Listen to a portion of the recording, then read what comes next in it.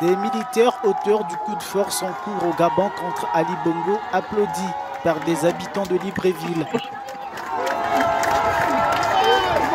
Le réveil a été brutal et riche en rebondissements mercredi pour ces populations de la capitale gabonaise. Entre l'annonce de la réélection d'Ali Bongo au pouvoir depuis 14 ans et sa chute quelques heures après, des Gabonais sont sortis dans la rue pour adouber ceux qu'ils qualifient déjà de libérateurs. Des scènes de liesse sont au rendez-vous à Libreville et à Port-Gentil, la capitale économique entre autres. Ali Bongo, 64 ans, a été élu en 2009 après la mort de son père Omar Bongo Ondimba, qui avait dirigé le Gabon pendant plus de 41 ans. L'opposition a régulièrement dénoncé la perpétuation d'une dynastie Bongo de plus de 55 ans à ce jour. Vous me regardez. Regardez comment le peuple gabonais jubile. Regardez comment ils sont heureux. Comment une personne peut mettre tout un pays dans une souffrance. Regardez vous-même. Regardez vous-même. Comment une personne qui a gagné logiquement les élections présidentielles, donc on dit que 64% des personnes ont voté en faveur d'Ali Bongo, mais lorsqu'il y a un coup d'État, ces personnes-là qui ont voté en faveur d'Ali Bongo, eux-mêmes ne sont pas dans la rue.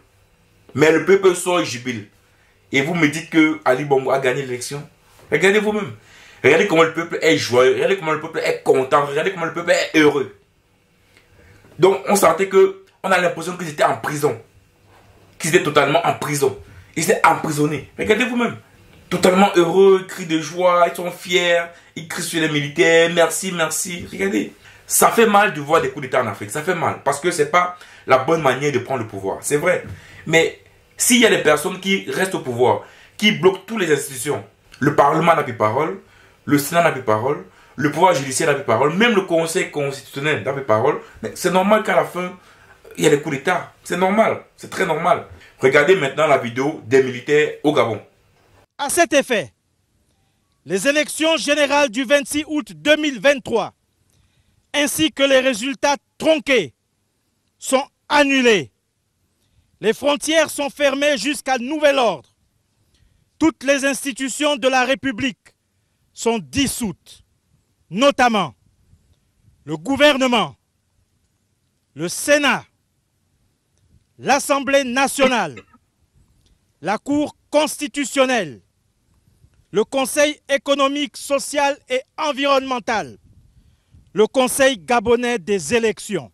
Parmi la dizaine de ces soldats, des membres de la garde républicaine, unité d'élite et garde de la présidence, Ali Bongo n'aura donc pas survécu à sa réélection. Il est arrivé au pouvoir en 2009, à la mort de son père, après 40 ans de règne.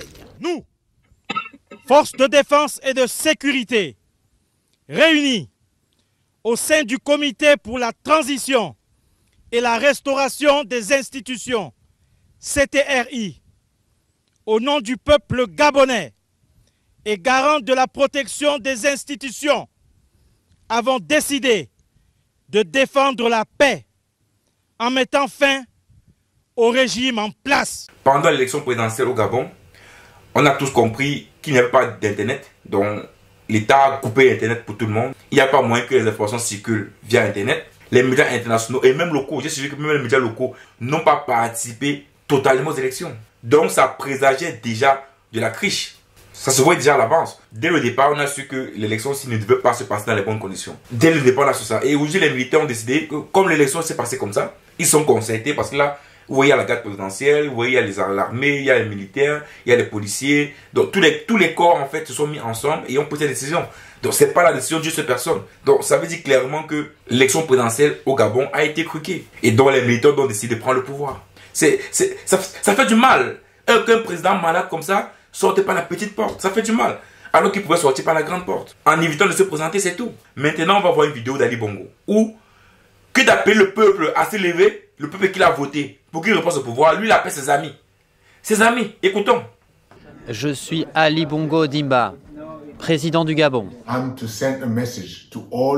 J'envoie un message à tous les amis que nous avons à travers le monde pour qu'ils fassent du bruit. Pour qu'ils fassent du bruit parce que des gens ici m'ont arrêté, moi et ma famille. Mon fils se trouve à un endroit, ma femme dans un autre, et je suis assigné à résidence. I'm in the residence. Je suis dans ma résidence et il ne se passe rien. Je ne sais pas ce qu'il se passe. None. So I'm calling you Donc je vous demande de faire du bruit, de vraiment faire du bruit. to make noise, really. Le monsieur est en résidence surveillée dans sa résidence. Mieux de faire appel au peuple qu'il a voté, qu'il a réélu, de se lever pour dire aux militaires de lui remettre le pouvoir, lui faire appel à ses amis, donc aux dirigeants. Vous voyez? Et en plus, il passe le message en anglais. Donc ça veut dire, pour se faire écouter par tout le monde. Vous vous rendez compte? C'est-à-dire, monsieur Bongo fait appel aux dirigeants de la CEMAC, aux dirigeants de la CEDEAO pour qu'ils viennent l'aider. Mieux de faire appel à son peuple qu'il a voté pour qu'il vienne l'aider, lui faire appel aux dirigeants internationaux. Vous voyez? Donc franchement, c'est malheureux. C'est malheureux de voir comme ça. C'est malheureux de voir un président malade comme ça qui se met à la télé pour faire appel à ses amis, de l'aider. Non, franchement, à un moment donné, il faut accepter de sortir par la grande porte. Les présidents africains doivent accepter cela. Quand tu es assez vieux, tu es malade, sors par la grande porte. Ne sors pas par la petite porte comme ça. Quand on te retire comme un chien, ça sert à quoi? Franchement, et moi je me rappelle, j'avais fait une vidéo dessus. Je me rappelle la vidéo du Niger, j'avais dit ça, que ce qui se passe actuellement au Niger va redescendre vers la CEMAC. Je l'avais dit, écoutez, peut-être, on ne sait pas clairement ce que ça va donner, mais peut-être ce coup d'État montre effectivement une nouvelle ère en Afrique.